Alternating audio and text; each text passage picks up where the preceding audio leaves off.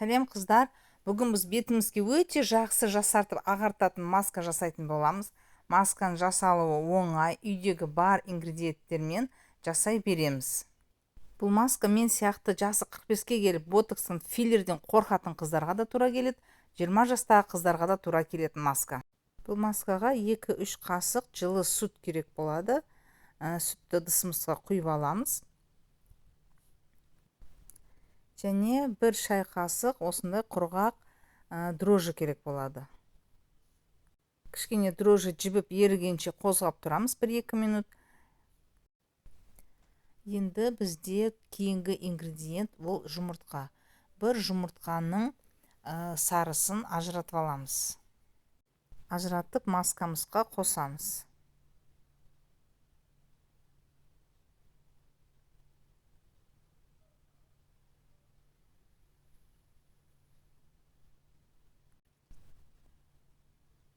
Оны да кішкене араластырып, біріктіріп аламыз.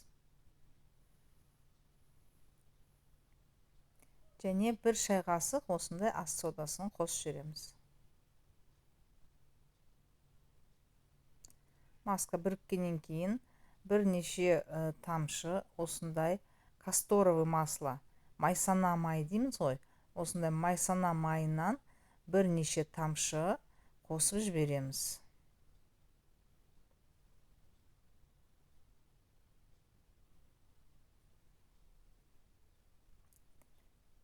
3-4 тамшы, 5-6 тамшы тамызсаңдар болады.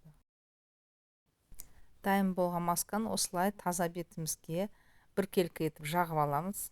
Барлық жеріңізге жақсаңыздар болады, маңдайға, бетке, қабаққа, барлық жерге жақса болады.